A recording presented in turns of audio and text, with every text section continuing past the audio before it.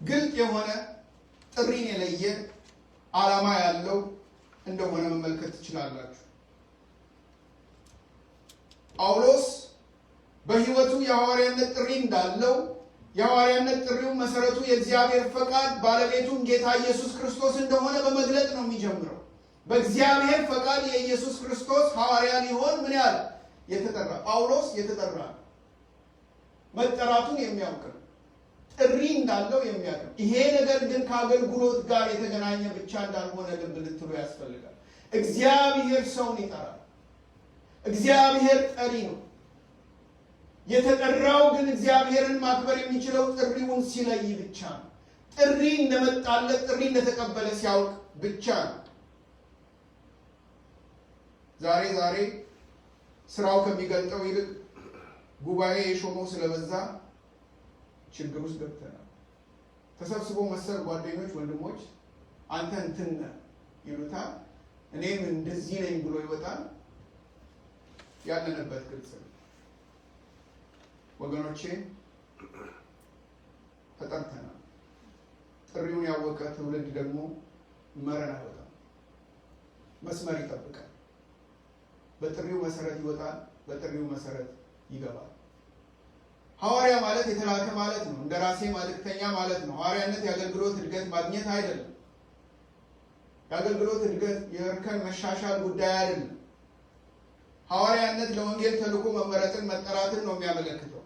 ነገር ግን ልብ ብላችሁ ተመልከቱ። ምዕራፍ 1 ላይ በእግዚአብሔር ፈቃድ የክርስቶስ ሐዋርያ ሊሆን የተጠራ እንዳለ ሁሉ እኔም ሆነ ሶስቴነስ የክርስቶስ ኢየሱስ አምባሳደሮች ነን ብሎ ነው የሚለው። ባለ ጥሪዎች ነን።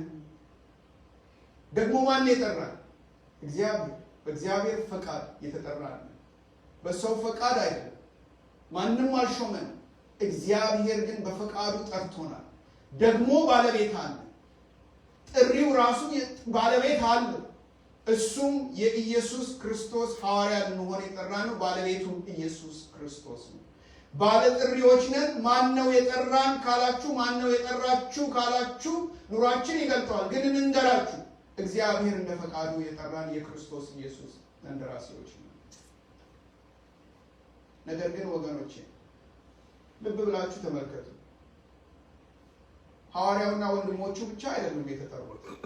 ሐዋርያውና አብረውት ያሉት አገልግሎት አጋሮቹ ብቻ አይደለም የተጠሩት። የሚጽፍላቸው የቆሮንቶስ ወገኖችን ቁጥር 2 ላይ ስትመለከቱ እንዲህ ይላቸዋል። እዛው ምዕራፍ 1 ላይ በክርስቶስ ኢየሱስ ለተቀደሱት የእርሱና የኛ ወገን የኛ ጌታ የሆነውን የጌታችንን ኢየሱስ ክርስቶስን ስም በየስፍራው ከሚጠሩት ሁሉ ጋር ቅዱሳን ለመሆን ምን ላሉ ጳውሎስና ወንድሞቹ በዙሪያ ያሉት አገልጋዮቹ ደግሞም የቆሮንቶስ ወንድሞች የሚጽፍላቸው ቅዱሳን ደግሞም ከነርሱ ጋር አብረው ያሉ የኢየሱስንም ስም በየስፍራው ሁሉ የሚጠሩ ምን ብለዋል? እግዚአብሔር ጠርቷቸዋል። እግዚአብሔር ጠርቷቸዋል። ክርስትና ጥሪ ነው። ክርስትና መጠራት ነው። በእግዚአብሔር ለእግዚአብሔር መጠራት ነው። ክርስቲያን ማለት አማኝ ማለት የሰማይ ጥሪ የደረሰው የእግዚአብሔር ጥሪ በሕይወቱ ያለ ሰው ነው። በሕይወቱ ደግሞ የሰማይ ጥሪ የደረሰው የእግዚአብሔር ጥሪ የደረሰው ሰው ይህንን ክቡር ጥሪ በማክበር ሕይወት ነው የሚመላለሰው። አንደበቱ ይህንን ነው የሚገልጠው። ልቡ ይህንን ነው የሚገልጠው። ኑሮው ይህንን ነው የሚገልጠው። እኛ ጥሪያችንን የሚገልጥ ሕይወት አለን ወይ በዚህ ዘመን ብዬ አስባለሁ። በብዙ ነገሮቹ ስናልፍ ስንወጣ ኑሯችንን ማለት አይደለም፣ ዙሪያችንን የሞላውን የተጠቀጠቀውን የከበበንን ነገር አስቡ። በዚህ ሁሉ ውስጥ ግን ጥሪን የሚመጥን ሕይወት እንድንኖር ተጠርተናል። ክርስትና ጥሪ ነው፣ መጠራት ነው። ለእግዚአብሔር በእግዚአብሔር መጠራት ነው። እኛ ሁላችን በክርስቶስ ኢየሱስ እንደ እግዚአብሔር ፈቃድ የእርሱ እንድንሆን የከበረው ጥሪ የደረሰን የሰማይ ዜጎች ነን። ሃሌሉያ ወገኖቼ፣ እያንዳንዳችን የከበረው የእግዚአብሔር ጥሪ ያገኘን የጸጋ ልጆች ነን። መጽሐፍ ቅዱስ የሚመሰክርልን ይሄንን ነው። ነገር ግን እግዚአብሔር የጠራን የምንጠራ ሆነን አይደለም።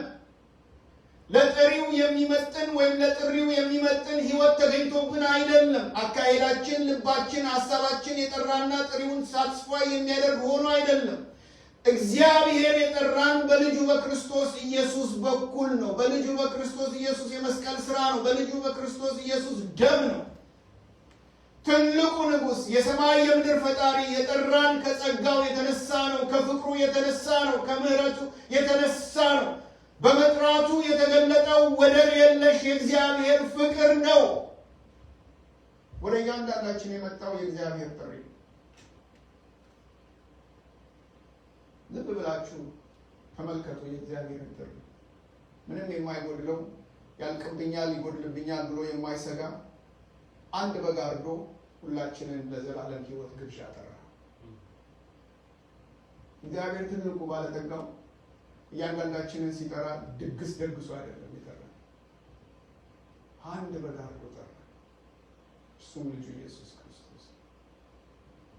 ልጁን በመስቀል ሰውቶ እኔና እናንተን እግዚአብሔር በክቡር ጥሪ ጠራ። እግዚአብሔር ጠርቶናል። እግዚአብሔር ጠርቶናል። የሰማይ ጥሪ ደርሶልናል። ለሕይወት ተጠርተናል። ለዘላለም ሕይወት ተጠርተናል። ለእግዚአብሔር መንግሥት ተጠርተናል። እግዚአብሔር ጠርቶናል ወገኖቼ። እግዚአብሔር የጠራን ሰዎች ነን። እግዚአብሔር የጠራው ደግሞ ጥሪውን ጠብቆ ይመላለሳል። ጥሪውን በመግለጥ ይወጣል፣ ይገባል። በሰው ሕይወት ውስጥ ትልቁ መንፈሳዊ ውድቀት የሚጀምረው የጥሪን ክቡርነት ካለማወቅ፣ ጥሪንም ከመናቅ የሚጀምር ነው። ጥሪውን ያወቀ ትውልድ ያለ ሰፈሩ አይገኝም። እንዳመጣለት አይናገርም። እንደተሰማው አይሆንም። ጥሪውን ያወቀ ጥሪውን የለየ ትውልድ እንደተቀበለው ሰማያዊ ጥሪ ይመላለሳል። ሐሳቡም ጥሪውን በማይወክል ዓለም ውስጥ አይዋጥም። ልብ ብላችሁ ስሙኝ። ጥሪውን ያወቀ ትውልድ ያለ ሰፈሩ ወርዶ አይገኝም። ጥሪውን በሚመጥን ሕይወት ልክ ይመላለሳል። ወገኖቼ ይህ ገብቶን ይሆን? በዚህ ዘመን የብዙ ሰው ሕይወት ከቤተክርስቲያን ርቆ በየሶሻል ሚዲያው ላይ ነው። ልቡም የሚገለጠው፣ ሀሳቡም የት እንዳለ የሚገለጠው፣ ሰውየው የት እንዳለ የሚገለጠው እዚሁ ሶሻል ሚዲያ ላይ ነው።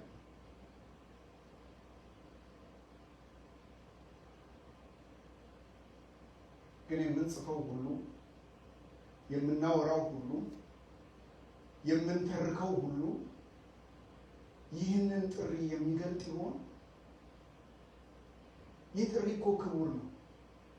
የእግዚአብሔር ጥሪ የደረሰለት ሰው የማይመጥነውን ንግግር አይናገርም።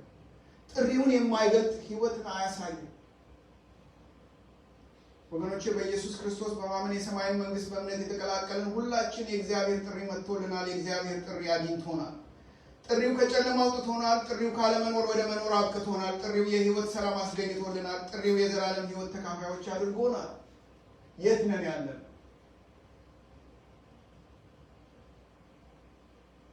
ይህ ጥሪ በሳምንት አንድ ቀን የምንገለጥበት አይደለም። የክርስቲያን ሕይወት የሰማይ ጥሪ የደረሰው ሰው ከዚህ በፊት ተናግሬያለሁኝ፣ ያለው አንድ ሕይወት ስራም ቦታ፣ ትምህርት ቤት ይሁን፣ ጓዳ ይሁን፣ አደባባይ ይሁን፣ አንድ ማንነት ነው ያለው፣ አንድ ሕይወት ነው ያለው። ወገኖች በዚህ ዘመን ያለብን ትልቁ ችግር ጥሪያችንን አለማወቅ፣ ጥሪያችንን አለመለየት ነው ብዬ አስባለሁ። ቅዱሳን ለመሆን ተጠርተን በርኩሰት የምንመላለሰው፣ በቅድስና ተጠርተን በኃጢአት የምንኖረው፣ ለሰማይ መንግሥት ታጭተን ሀሳባችን ምድራዊ የሆነው በከበረው ለላቀው ሕይወት ተጠርተን የማያልፈው ቀሪው የዚህ ዓለም ነገር የተቆጣጠረን እና የበለጠብን ጥሪያችንን ካለመለየታችን የተነሳ ነው። ጥሪን አለማወቅ ተራ ሰው ያደርጋል። ተራ ሰው ስል ወገኖቼ ከጥሪው የወረደ ማለት ነው። የማይመጥነውን ሕይወት የሚኖር ሰው ማለት ነው። ሀሳቤ ላይ ሳምሶን ይመጣል። እግዚአብሔር ለከበረ ስራ ሕዝቡን ነፃ እንዲያወጣ ሊታደግ ጠርቶት ነበር። ነገር ግን የማይገባው ሰፈር ተገኝቶ ጸጋውን ያስላጨው ጥሪውን ካለመለየትና ለጥሪው አክብሮት ከማጣቱ የተነሳ ጥሪያችንን ካላወቅን ጠሪያችንን ልናከብር አንችልም። አንደበታችን ሰውን ሲዘረጥጥ በኑሯችን ታማኝነትና ንጽህና የምናጣው ወገኖቼ ይህ ጥሪ ስላልገባን። ይህ ጥሪ ቢገባን ወገኖቼ ይህ ጥሪ ውስጣችንን እንዲያሸንፈው ብዬ አስባለሁ። ስንናገር ሌላ፣ ስንመሰክር ሌላ፣ ስንኖር ሌላ፣ ስንዘምር ሌላ አንሆንም። በአንድ ህይወት እንገላለጣለን። እንደ ብርሃን ልጆች በብርሃን እንመላለሳለን። እንደ ፍቅር ልጆች በፍቅር እንመላለሳለን። ይቅር እንደተባለ ሰው በይቅርታ እንመላለሳለን። አንድ ህይወት ስላለን፣ አንድ ማንነት ስላለን አንለዋወጥም፣ አንቀያየርም፣ በየስፍራው እንደሚመች አንሆንም። ወገኖቼ ጥሪን አለማወቅ ተራ ሰው ያደርጋል። ከሰውም ደረጃ የወረደ ስራ የምንሰራው ጥሪያችንን ሳንለይ ስንቀር ነው። የተጠራነው ለቤተክርስቲያን አባልነት አይደለም። የተጠራነው ለእግዚአብሔር መንግስት ልጅነት ነው። የተጠራነው የአንድ ዲኖሚኔሽን ማሊያ እንድንለብስ አይደለም። የተጠራነው ህይወታችን የሆነውን ክርስቶስን እንድንለብስ ነው። አሜን ትላላችሁ? የጠራን እግዚአብሔር ነው ወገኖች። እግዚአብሔር እንደጠራው ሰው ነው የምንወጣው፣ የምንገባው፣ የምናስበው። የተጠራነውም እንደርሱ ፈቃድ ነው። እግዚአብሔር የጠራን በክርስቶስ ደም ነው። ጥሪያችን የላቀ ነው። ጥሪያችን የከበረ ነው ወገኖቼ። አሁን እኮ የተቸገርነው ወገኖቼ በሰማያዊ ጥሪ የምድሩን ህይወት ለማሳካት ስንሞክር ነው። አሁን እኮ የተቸገርነው ጥሪያችን ከሰማይ ኑሯችን ዓለማዊ ሆኖብን እየተጋጨብን እኮ ነው። ጥሪውን የለየ ጠሪውን ያወቀ ሰው ላዩም ውስጡም አንድ ነው። በቅርብም በሩቁም ያው ራሱ ነው። በጓዳም በአደባባይም አንድ ሰው ነው። አይለዋወጥም፣ አይቀያየርም ወገኖቼ። ጥሪውን ያወቀ ሰው፣ ጠሪውን የለየ ሰው። ተጠርተናል። እግዚአብሔር ጠርቶናል። እንደ ፈቃዱ ጠርቶናል። ጥሪ የህይወት ጉዳይ ነው። ምክንያቱም ክርስትና ጥሪ ስለሆነ ጥሪያችንን የሚመጥን ህይወት እየኖርን ነው። እንደተጠራን አውቀን በመጠራታችን እየተመላለስን ነው። ጥሪ ስናስብ አንድ የተበላሸ ያልተስተካከለ አስተሳሰብ እንዳለን አስባለሁ። ጥሪን ከአገልግሎት ጋር ብቻ ቁልፍ አድርገን የያዝን ይመስለኛል። ከአገልጋይ ጋር፣ ከአገልግሎት ታይትል ጋር። ክርስትና ጥሪ እያንዳንዳችን ተጠርተናል። የጠራን ደግሞ ትልቁ እግዚአብሔር ነው። እሱም በክርስቶስ ኢየሱስ እንደ ፈቃዱ ጠርቶናል። የምንጠራን ሆነን አይደለም። መልካም ነገር ተገኝቶብንም አይደለም። ነገር ግን ከታላቅ ምሕረቱ ከታላቅ ፍቅሩ የተነሳ እግዚአብሔር ጠርቶን ሳለ የወረደ ኑሮ፣ የወረደ አስተሳሰብ፣ ተራ የሆነ ህይወት የምንኖር እንደየተመቸን በየስፍራው የምንቀያየር፣ ሀሳባችንን የምንቀያየር፣ የምንገለባበት ከሆንን ስተናል ወገኖቼ። የጥሪውን ያወቀ ሰው አንድ ህይወት ነው ያለው። ጥሪውን የለየ ሰው አንድ ማንነት ነው ያለው። የትም ይግባ የትም ይውጣ፣ ምንም ይሁን ምን ይሁን ያንን ማንነት ይዞ ነው የሚኖረው። ጥሪ እንዳለን፣ ጥሪ እንደደረሰን፣ የሰማይ ጥሪ ተካፋዮች እንደሆነን ገብቶን ይሆን የምንወጣው የምንገባው? ሁለተኛ የጥሪያችንንም ዓላማ መለየት ይገባናል። በመጀመሪያ ጥሪ ያለን፣ የከበረ ጥሪ የደረሰን የእግዚአብሔር ጥሪ ያለብን ሰዎች እንደሆነን፣ ባለ ጥሪ ቅዱሳን የእግዚአብሔር ልጆች እንደሆነን እንዲገባ ያስፈልጋል። ነገር ግን ጥሪያችን ብቻ ሳይሆን በሁለተኛ ደረጃ የጥሪውንም ዓላማ የጠሪውንም ፈቃድ ጠንቅቀን ልንረዳ ያስፈልጋል። ሐዋርያው በቁጥር 23 ላይ የራሱንም ሆነ አብረውት በቅዱሳን የእግዚአብሔር ጥሪ የሰማይ መንግስት ተካፋዮች የሆኑትን ወንድሞች የጥሪያቸውን ዓላማ ሲገልጥ አንድ ነው። ተልኮ አንድ ነው። እኛ ግን ብሎ ይላል የተሰቀለውን ክርስቶስን ምን እንለዋለን? እንሰብከዋለን። ጥሪያችን ወገኖቼ ዓላማ ያለው ነው። ጥሪያችን ተልኮ ተኮር ነው። ጥሪያችን ግን ዓላማው የተሰቀለው ክርስቶስ ኢየሱስን መስበክ ነው። ጥሪያችን የተሰቀለውን ክርስቶስን መስበክ ነው የሚለው ሐዋርያው እዚህ ክፍል ላይ ቁጥር 23 ላይ ስትመለከቱ። ግን ስብከት አይደለም ዓላማችን። ስብከት የዓላማችን መገለጫ የዓላማችን ማሳያ መንገዱ ነው። because we preach Christ crucified ነው የሚለው። መልእክታችን ምንድን ነው? ኢየሱስ ክርስቶስ የተሰቀለው እርሱ ነው። የጥሪያችን ተልእኮ እርሱ ነው። እሱን ምን ማለት ነው? በተልእኳችን መግለጥ ነው። እሱን ማወጅ ነው። እሱን መመስከር ነው። እሱን መስበክ ነው። እሱን መናገር ነው ብሎ ነው የሚለው። ወገኖቼ ይህ ጥሪያችን ደግሞ ተልእኳችን የማይለዋወጥ በዘመናት ውስጥ በምንም መልኩ የማይቀያየር አንድ ወጥ ነው። የተሰቀለውን ክርስቶስ ብቻ መስበክ። ወገኖቼ ጥሪያችን ዓላማ ተኮር ጥሪ ነው። ጥሪያችን ዓላማ ተኮር ስለሆነ ህይወታችንም ዓላማ አለው። የህይወታችን ዓላማ የመኖራችን ዓላማ ክርስቶስን በህይወታችን መግለጥ ነው። የቱን ክርስቶስ? የተሰቀለውን ክርስቶስ። ጥሪያችንን ካወቅን ተልኳችንን እናውቃለን። ተልኳችንን ካወቅን በህይወታችን እንዴት ማድረግ እንዳለብን እንዴት መኖር እንዳለብን እናውቃለን። ጥሪያችንን ካወቅን ተልኳችንን እናውቃለን። ተልኳችንን ካወቅን ደግሞ እንዴት መውጣት እንዴት መግባት እንዳለብን እናውቃለን። የተሰቀለውን ክርስቶስን መስበክ። የተሰቀለውን ክርስቶስን መስበክ የህይወታችን ዓላማ የጥሪያችን ዓላማ ያ ነው። ወገኖቼ የምንሰብከው ኢየሱስ ይላል ሐዋርያው። ልብ ብላችሁ ቁጥር 23ን ተመልከቱ። የምንሰብከው ኢየሱስ ይላል። የምንሰብከው ክርስቶስ የስብከታችን ዋና መልእክት የሆነው የተሰቀለው ክርስቶስ ነው ካለ በኋላ ይህ የተሰቀለው ክርስቶስ ግን ለአይሁድ ማሰናከያ ለአሕዛብም ደግሞ ምንድን ነው? ሞኝነት ነው። ከኔ ጋር ናችሁ አይደል? ለአይሁድ ማሰናከያ ለአሕዛብም ምንድን ነው?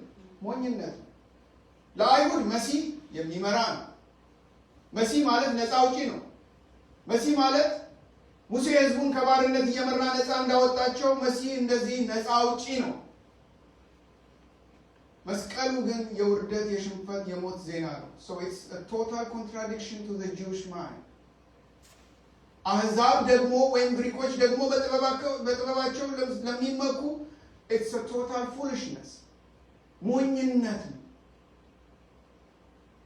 ስለዚህ ይላል ሐዋርያው የኛ ስብከት ለነዚህ ማሰናከያ ለነዛ ሞኝነት ቢሆንም እንኳን ሐዋርያው ይላል የኛ ስብከት ግን ሳይለወጥ አንድ ነው። እርሱም የተሰቀለውን ክርስቶስን መስበክ ነው። ስለዚህ ይላል ሐዋርያው የኛ ስብከት ንጉሥ ሊሆን የተቀባ እያላችሁ የምትሰብኩት ክርስቶስ መስቀል ላይ ምን ይሰራል ለሚሉት ግሪኮች ባለጥበቦቹ በሰው ጥበብ ፍልስፍና ሶፊስቲኬትድ ዓለም ውስጥ ያሉትን ቢሆኑ ወይም ደግሞ በእንጨት ላይ የተሰቀለ የተረገመ ይሁን ስለሚል የክርስቶስ መስቀል ማሰናከያ ኦፌንሲቭ እንደሆነባቸው አይሁዳውያን በሁለቱም ወገኖች ይላል ቁጥር 24 ላይ ስትመለከቱ ከሁለቱም ወገኖች አይሁድ ቢሆኑ የግሪክ ሰዎች ቢሆኑ የተጠሩት ግን የእግዚአብሔር ኃይልና የእግዚአብሔር ጥበብ የሆነው ክርስቶስ ነው ብሎ ይላል። ስለዚህ የእግዚአብሔር ኃይል የሆነውን የእግዚአብሔር ድንቅ ስራ የሆነውን የተሰቀለውን ክርስቶስን ምን እንላለን? እንሰብካለን። ከአይሁድ የተጠሩት ቢኖሩ ከግሪኮች የተጠሩ የተመረጡትን ቢሆኑ ለእነሱም የምንሰብከው ምንድን ነው? አንድ ክርስቶስ የተሰቀለውን ነው። መልእክታችን አንድ ነው። መልእክታችን አይለዋወጥም። ወገኖቼ እግዚአብሔር በእኛ እንዲገለጥ የወደደው መድኃኒት ለሁሉ የሚያስፈልግ ነው። ለሆነ ዘር፣ ለሆነ ቀለም፣ ለሆነ ጎሳ፣ ለሆነ ብሔር ለይተን የምንሰብከው አይደለም። ክርስቶስ የዓለም ሁሉ መድኃኒት ነው።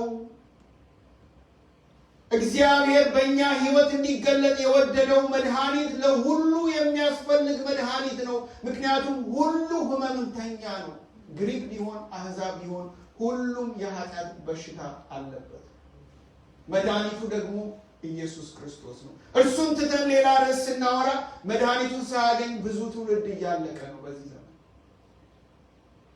ስለዚህ መልእክታችን አይለዋወጥም ይላል ሐዋርያው። ለአይሁድ ቢሆን ለግሪክ፣ ለቅርብም የሆነ ላሉት፣ በሩቅ ላሉት፣ ለሀብታሙ፣ ለድሃው የእኛ ስራ የእኛ ተልእኮ አንድ ነው። የመስቀሉን ቃል የወንጌሉን ቃል የተሰቀለውን ክርስቶስ ለአይሁድ ሆነ ለግሪኮች ለሚሰሙን ሁሉ የምስራቹን ማብሰር የምስራቹን ማወጅ ነው። ይሄ ነው የኛ ስራ። ምንድን ነው የምስራቹ? የምስራቹ እኔ አይደለም። የምስራቹ አገልጋዮች አይደለም። የምስራቹ መዘምራን አይደለም። የምስራቹ ሰዎች አይደለም። የምስራቹ የወንጌል የምስራች የተሰቀለው ክርስቶስ። አሜን። የተሰቀለው ክርስቶስ እሱ የወንጌል የምስራቹ እሱ ነው። መጽሐፍ ሲናገር በአንደኛ ቆሮንቶስ ምዕራፍ 15 ላይ ክርስቶስ ስለ ኃጢአታችን ሞተ፣ ተቀበረ። መጽሐፍ እንደሚል ክርስቶስ በሶስተኛው ቀን ምን አለ? ተነሳ። የወንጌል የምስራች የቤተ ክርስቲያን መልእክት የአማኞች የጥሪ ተልእኮ ለሚሰሙን ደስ ለማሰኘት ለጆሯቸው እንዳይከብዳቸው ሲቀምሱት እንዳይመራቸው እንዲጣፍጣቸው በሆነ ማጣፈጫ እየቀላቀልን ትንሽ ጣፈጥ እንዲል የእኛን ቅመም ጣል እያደረግንበት ንጥረተ ዓለሙን እንደሚመች ዘመናዊ ለማሰኘት ዘመናዊ ለማሸተት ክርስትና የሚመስል ልብስ አልብሰን ትውልዱን እንዲመጥን የዘመኑን አስተሳሰብ እንዲመስል እየቀያየርን እየበራረዝን በምናምን እያዋዛን የምንሰብከው አይደለም፣ ወንጌል ነው። ግን ክርስቶስ እንደዛ አይሰበክም። ኢየሱስ ብቻውን በቂ ነው። ኢየሱስ ብቻውን አዳኝ ነው። ኢየሱስ ብቻውን በቂ ነው። ሐዋርያው እኔም ወንድሞቼም የጠራንን አውቀን የምንሰብከው ይህንን ቤተ ክርስቲያን በዘመናት ሁሉ የማይለዋወጥ መልእክቷ ወንጌል ነው። ወንጌል አይለወጥም። የእኛ ሜቶዶች ሊለወጡ ይችላሉ። መልእክቱ ግን አለ። የማይቀያየር አርማዋ መለያዋ መስቀሉ ነው።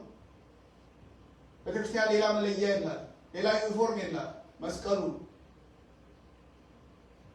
ዘመናችን ብዙ የተቀየጠ ሰው የሚል አስተምህሮና ልምምድ እንደ አሸን በየቦታው ፈልቶ ያለ ከልካይ አደባባይ የወጣበት ጊዜ ነው። ክርስቶስን ስንሰብከው ሰዎች እንዲመቻቸው እያደረግን የሆነ ማጣፈጫ ጨምረንበት አይደለም። ለሰዎች እንዲመች አድርገን አይደለም የምንሰጣቸው። ልጆቼ መድኃኒት መውሰድ ስፔሻሊ አዶንያስ መውሰድ ስለማይችል መድኃኒት በሆነ ነገር አድርገን ነው የምንሰጠው መድኃኒት ነው። ግን የሆነ ልባስ እንሰጠውና ሸፋፍነን መድኃኒት እንዳልሆነ ሌላ ጉዳይ አምሮውን መሸወጃ አድርገን የሆነ የሚመች ነገር አድርገን እንሰጠው ነበር።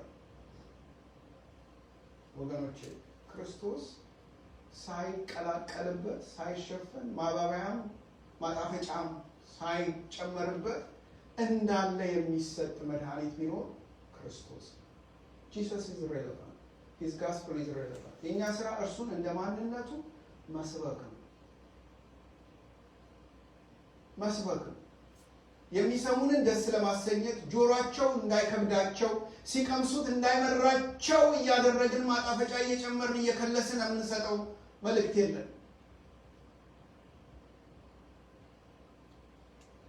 ወገኖች እንደዛ አይነት መልእክት የለም። የኛ ስራ እርሱን እንደ ማንነቱ መስበክ ነው። እንደ ማንነቱ ስል ራሱን በቅዱሳት መጽሐፍት ውስጥ እንደገለጠው ቅዱሳት መጽሐፍትም ክርስቶስ እርሱ ይሄ ነው እንደሚሉን እንደዛ ማንነቱ በእውነትና በግልጥነት መናገር ማወጅ መስበክ ነው። ግን ችግሩ መስቀሉ አይሰበክም።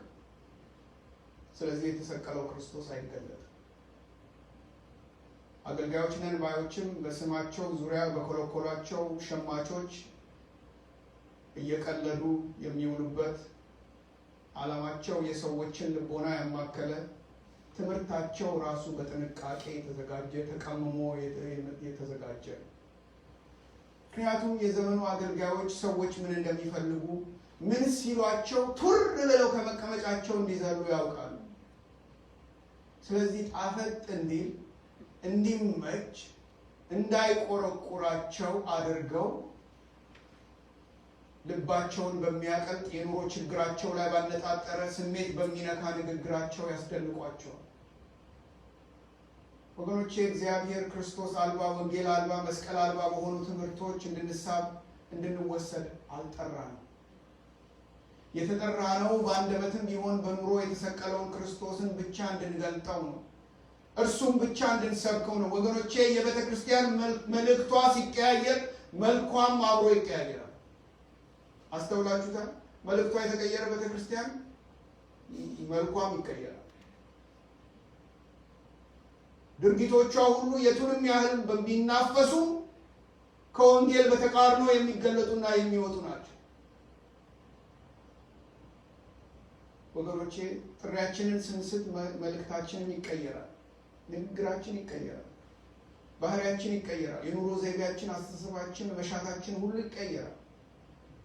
ክርስቶስን ማሳየት ካቃተን የምንገልጠው የኛን ነገር ነው፣ የዓለምን ነገር ነው፣ የዘመኑን ነው፣ የትውልዱን ፈቃድ ነው። ምክንያቱም ክርስቶስን ማሳየት ሲያቅተን የኛ ነገር ይወጣል፣ የስጋችን ነገር ይጎላል፣ ጎራ እንለያለን፣ አድሎ እናደርጋለን፣ አንዱን ወደን ሌላውን እንጠላለን፣ ለአንዱ እየጸለይን ሌላውን እንረግማለን፣ አንዱን አቅርበን ሌላውን እናርቃለን፣ ለአንዱ ወግነን ሌላውን እንገፋለን። ክርስቶስ ግን መልእክታችን ሲሆን፣ የተሰቀለው ክርስቶስ መልእክታችን ሲሆን ግን ለሁሉ የሚሆን የምስራች አለ። ምክንያቱም ክርስቶስ ለዓለም ሁሉ የተሰጠ መድኃኒት ስለሆነ እኛ መስበክ ያለብን ወገኖቼ ሰዎች ደስ የሚላቸውን እየመረጥን አይደለም፣ መስማት የሚፈልጉትን አይደለም። እኛ መስበክ ያለብን ቤተክርስቲያን መስበክ ያለባት የክርስቶስን መስቀል ነው። ወገኖቼ ወደ ወንጌሉ ማዕከል ወደ መስቀሉ መልእክታችን መመለስ አለበት። በዚህ ዘመን ሐዋርያው በዚህ ስፍራ በማያሻማ መንገድ በግልጽ ሲናገር፣ እኛ ግን የተሰቀለውን ክርስቶስን ምን እንለዋለን? እንሰብከዋለን። ሌላ መልእክት የለንም። ለምንድን ነው የተሰቀለው ክርስቶስ ብቻ መስበክ ያለብን ብላችሁ ካላችሁ ወዳጆች፣ መስቀሉ ነው እኮ ምህረት ያስገኘልን። መስቀሉ ነው እኮ የእግዚአብሔርን ቁጣ ሳትስፋይ ያደረገው። መስቀሉ ነው ጠላትነትን የሻረው። መስቀሉ ነው በእኛና በእግዚአብሔር መካከል ሰላምን ያደረገው። መስቀሉ ነው ወደ እግዚአብሔር ያቀረበን፣ እኛንም እርስ በርሳችን ያቀራረበን። የተሰቀለው ክርስቶስ ለኃጢአተኛ በእግዚአብሔር ፊት ብቸኛው ተስፋ፣ ብቸኛው ማስተማመኛ፣ ብቸኛው ዋስትና ስለሆነ መስበክ ያለብን የተሰቀለውን ክርስቶስን ብቻ ነው። የተሰቀለው ክርስቶስ ግን ለአዲስ አማኝ የሚሰበክ ስብከት ርዕስ ብቻ አይደለም። የተሰቀለው ክርስቶስ ለእኛ ለምናምንም በመስቀሉ ለታረቅንም ብቸኛ ደስታችን፣ ብቸኛ ተስፋችን፣ ብቸኛ መጠጊያችን፣ ብቸኛ በረከታችን፣ ብቸኛ መታመኛችን፣ ብቸኛ እውነታችን፣ ብቸኛ መሰረታችንም እርሱ ነው። ወገኖቼ በዚህ ዘመን በአደገኛ ሁኔታ የቤተክርስቲያን መድረኮቻችንን ያጨናነቀው የተበረዘ ወንጌል ነው። የኢትዮጵያ ቤተክርስቲያን ችግር ያስተምህሮ ችግር ነው። ያስተምህሮ ችግር ስላለብን ኑሯችን የጠራ አይደለም። ይህን ስለ የተወሰነ ግሩፕ እንዳታስቡ አደራ እላለሁ። ምክንያቱም አስተምህሮ ሲበረዝ ህዝብ መረን ይወጣል። አገልጋይ ሆነ አገልግሎቱ መስመሩን ይለቃል። ከዚህ የተነሳ ሰዎች በእውነተኛው መሰረት በተሰቀለው ክርስቶስ ላይ ሳይሆን መስቀል አልባ በሆነው የሰዎች ልምምድ፣ የሰዎች ፍልስፍና፣ የሰዎች ንግግር፣ የሰዎች ማይጨበጥ ማታለል በቀላሉ እየተሳቡ ይወድቃሉ። አገልጋዮች ጥሪያቸውን ማዕከል ያደረገውን የወንጌልን ስብከት ትተው በልዩ ልዩ ማታለያ ወጥመዶች ስራ ላይ ስለተሰማሩ ቤተክርስቲያን የመዳን ወንጌል የሚሰበክባት ሳትሆን የንግድ ስራ የሚጧጧፍባት የንግድ ማዕከል ሆናለች። ዓይን ያወጣ ዝርፊያ ድሮ በዓለም ነበር። በመንግስት መስሪያ ቤት እንሰማ ነበር። በየድርጅቱ እንዲሆነ ሲባል እንሰማ ነበር። አሁን ግን ዓይን ያወጣ ዝርፊያና ቅሚያ በጩልሌዎች የሚካሄድባት የት ነው? ቤተክርስቲያን። መንፈሳዊ ጩልሌዎች።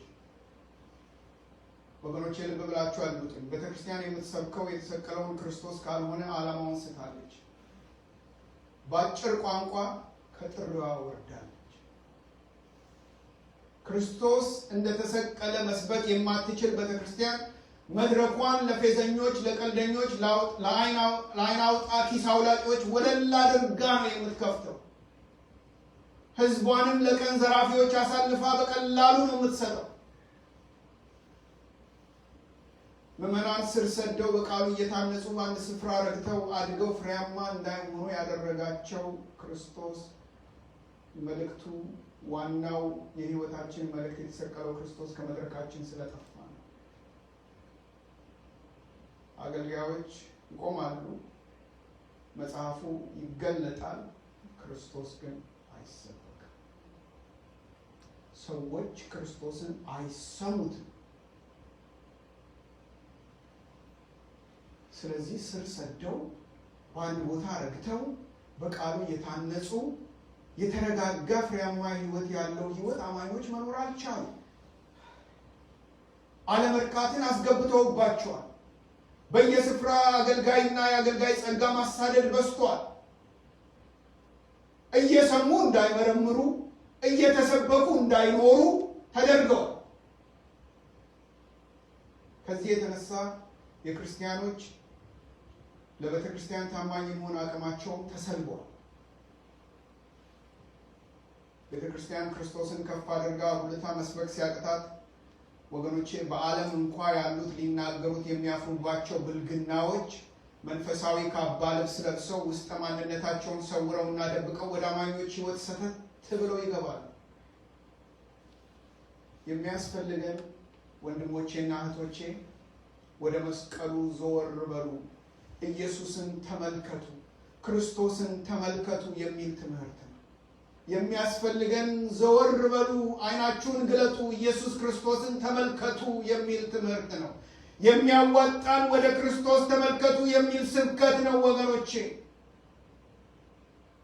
ቤተ ክርስቲያን ንጹሑን ወንጌል ሰዎች በሚናገሩበት በሚገባቸው መንገድ መስበክ፣ ማስተማር፣ መግለጥ ኃላፊነቷ ያ ነው እንጂ ሰዎች በሚገባቸው ምን ቋንቋ በሚናገሩትም ቋንቋ ማንን ክርስቶስን መስበክ እንጂ ለሰዎች ስሜትና ፍላጎት እንዲመጥን በሰዎች ጥበብ በተለያዩ ቴክኒኮች እየሸፋፈነች የእግዚአብሔርን ጥበብ የሆነውን ክርስቶስን እንድትሰብክ አልተጠራችም። የተጠራችው ሰዎች ሊገባቸው ሊረዱት በሚችል ቋንቋ፣ ኦሮምኛ ሊሆን ይችላል፣ አማርኛ ሊሆን ይችላል፣ ትግርኛ ሊሆን ይችላል፣ አደኛ ሊሆን ይችላል፣ ወሬ ነው።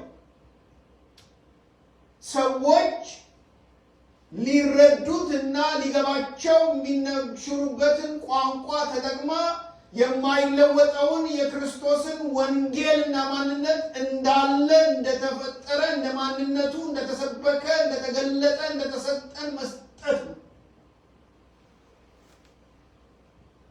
ምንም ቴክኒክ አያስፈልገውም። አውቃላችሁ ኢየሱስ በሕይወታችን ሲሞላ የሚገለጠው እሱ ነው። ገላጭም አያስፈልገውም፣ ንግግር አያስፈልገውም። ያውታል፣ ሰው ይገለጣል። በልባችን የተጻፈ መልእክታችን እናንተ ናችሁ ይላል ሐዋርያው። ማንን ይሆን ሕይወታችንን ያሳዩ? ሰዎች ሲያዩ ማንን ይሆን የሚያደርጉት? ኢየሱስን ይሸታል ቋንቋችን፣ ንግግራችን። ክርስቶስ እኮ ማዕከል የሕይወታችን ማዕከል ሲሆን የተሰቀለው ክርስቶስ ማዕከላችን ሲሆን ቲፎዞ ለማንም እንደማንሆን ታውቃላችሁ። የአንድ ወገን ደጋፊዎች አንሆንም፣ አንችልም። ይገርመኛል። ስሜታዊ ለመሆን ሞኝም አይደለም። ይህንን ስናገር በጣም ስላዘን ነው። በሀገራችን የሚሆነው ሁኔታ እንደ ክርስቲያን ስናስብ ለማንም ወገንተኛ ልንሆን አንችልም። ለማንም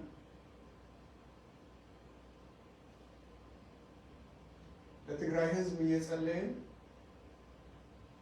የኢትዮጵያ ወታደር መጥፋት የሌላውን ክልል ወታደር መጥፋት የምናስብ ከሆነ ስተናል። ለኢትዮጵያ እንጸልያለን እያለን ለትግራይ ሕዝብ ማን ቆረቆር ከሆነ ሰዎችን የምናየው በክርስቶስ ሳይሆን ሰዎችን እንደ ዘራችን እንደ ቋንቋችን እንደኛ እዚህ ምድር ላይ እንዳለው እንደ ማንኛውም ሰው ጥሪውና ዓላማው መልእክቱ እንዳልደረሰው ሰው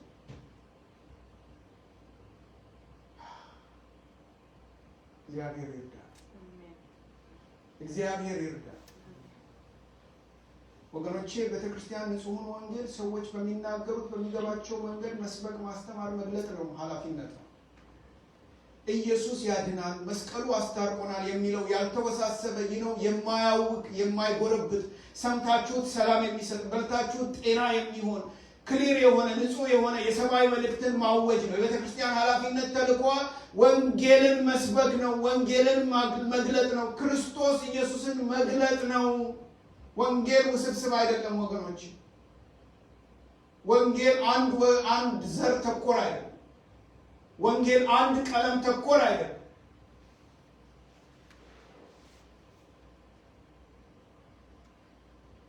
የተሰቀለው ክርስቶስ የሃይማኖት ጉዳይ አይደለም።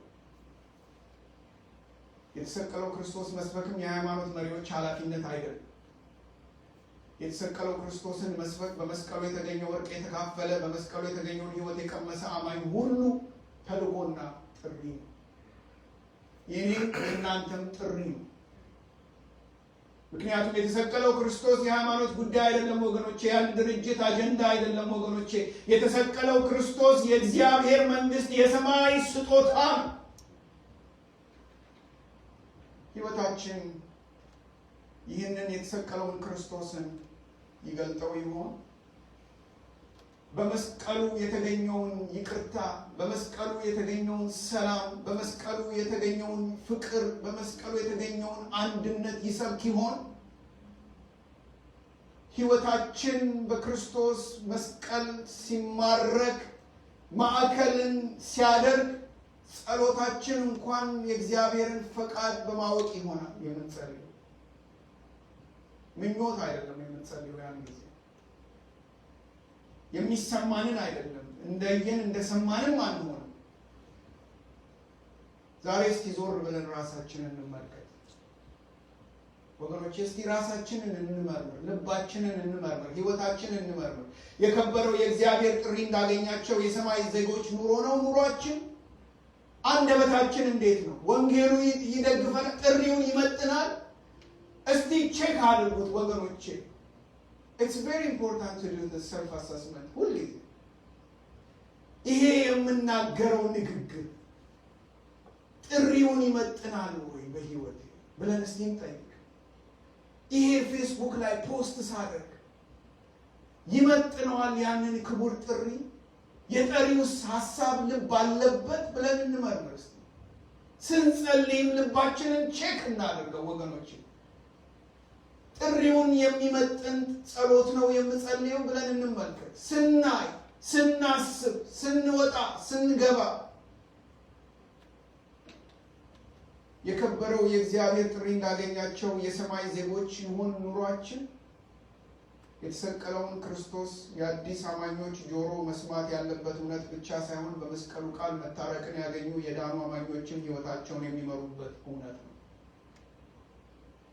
ንግግራችን እንዴት? ሕይወታችን ማንን ነው የሚገልጠው? በየሶሻል ሚዲያው በየአደባባዩ ደግሞ በጓዳችን፣ በትዳራችን፣ ከሰው የተሰወረው ኑሯችን፣ በዕለት ተዕለት ኑሯችን የተሰቀለው ክርስቶስ ይሰብከዋል? መቼም አይሁድ ቢሆኑ የግሪክ ሰዎች ምልክትን ይለምናሉ፣ ጥበብን ይሻሉ።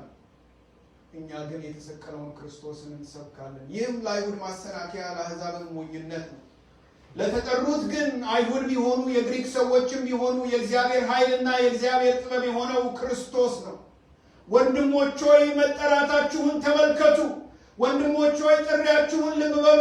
ወንድሞች ሆይ ጠሪውን ተመልከቱ። ኃያላን የሆኑ እንደ ሰው ጥበበኞች የሆኑ ብዙዎች፣ ባላባቶች የሆኑ ብዙዎች አልተጠሩም። ነገር ግን እግዚአብሔር ጥበበኞችን እንዲያሳፍር የዓለምን ሞኝ ነገር መረጠ። ብርቱንም ነገር እንዲያሳፍር የእግዚአብሔር የዓለምን ደካማ ነገር መረጠ።